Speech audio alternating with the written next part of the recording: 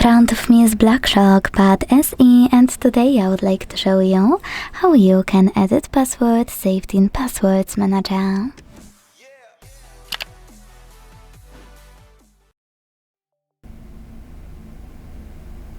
Begin by opening Settings and scrolling to click on this section called Passwords, Passkeys and Accounts.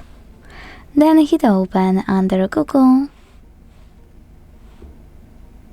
Select Google Password Manager and click on any password you wanna edit.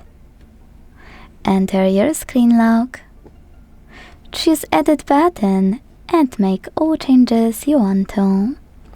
When you finished, hit Save at the top right corner.